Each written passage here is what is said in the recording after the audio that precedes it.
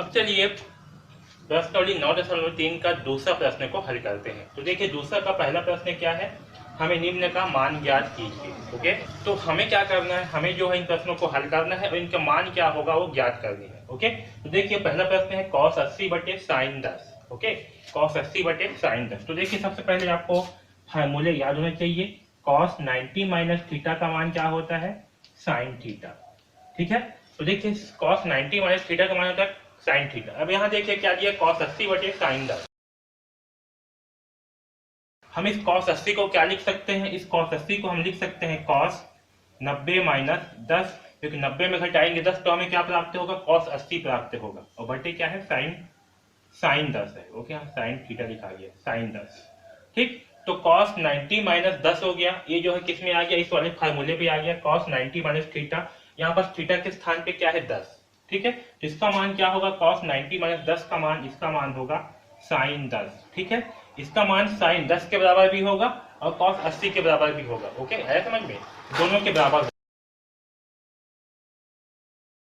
तो यहाँ क्या हो गया, cos 90 माइनस 10 का मान साइन 10 और बटे में क्या है, साइन 10। तो साइन 10 से साइन 10 को जब भाग करेंगे तो हमें क्या प्राप्त होगा, 1। ओके, यानी कि cos 80 बटे साइन 10 का मान कितना आएगा। ओके, तो ये 1 जो है हमारा आंसर। इस प्रकार से हम दूसरा का पहला प्रश्न को हल करेंगे।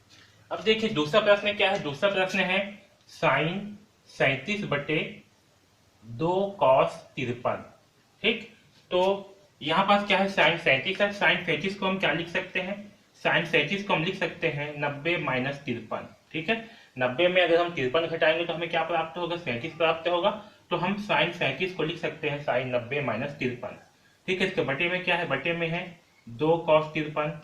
और देखिए साइन 90 माइनस थीटा का मान क्या होता है, तो साइन 90 माइनस थीटा का मान होता है cos थीटा। क्या होता है, cos थीटा।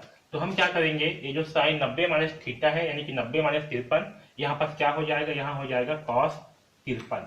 क्या हो जाएगा, cos 53, क्योंकि थीटा के स्थान पे क्या है 53, इसका मान होगा cos 53।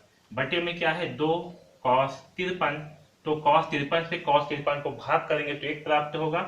ठीक है, जिसका मान आएगा 1/2। कितना आएगा, 1/2, यानी कि इसको हल करने पर हमें क्या प्राप्त होगा, हमें जो है 1/2 प्राप्त होगा। ओके, आया समझ में। इस प्रकार से हम दूसरा प्रश्न को हल करेंगे। अब देखिए तीसरा प्रश्न क्या है, जो तीसरा प्रश्न है 3 साइन 17 और सेक 73। ठीक है, और है सेक 73। तो देखिए 3 साइन 17 और सेक 73 है। तो यहाँ से 3 साइन, यहाँ से देखिए सेक थीटा का मान क्या होता है, तो सेक थीटा बराबर होता है 1/cos थीटा। क्या होता है, सेक थीटा बराबर 1/cos थीटा।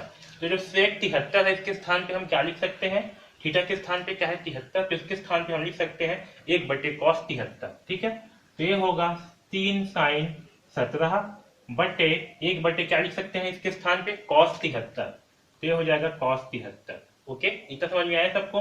अब देखिए 3 साइन 17 है, तो हम इसे क्या लिख सकते हैं, साइन 17 को हम लिख सकते हैं 90 माइनस 73।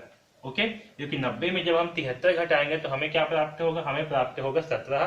तो हम इस साइन 17 को क्या लिखेंगे, साइन 90 माइनस 73। ओके, इसके बटे में क्या है cos 73, ये हो गया cos 73। और sine 90 minus sine 90 minus theta का मान क्या होता है, तो साइन 90 माइनस थीटा का मान होता है cos थीटा।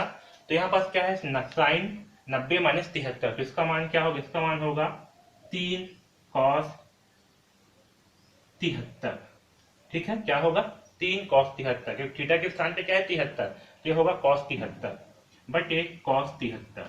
ओके, और cos 73 से जब cos 73 को भाग करेंगे तो हमें क्या प्राप्त होगा, 1। तो 3 × 1 का मान क्या होगा, 3, यानी कि इसे हल करने पर हमें क्या प्राप्त होगा, इसे हल करने पर हमें 3 प्राप्त होगा। ओके, आया समझ में। तो इस प्रकार से हम प्रश्न क्रमांक 2 को हल करेंगे। ठीक है।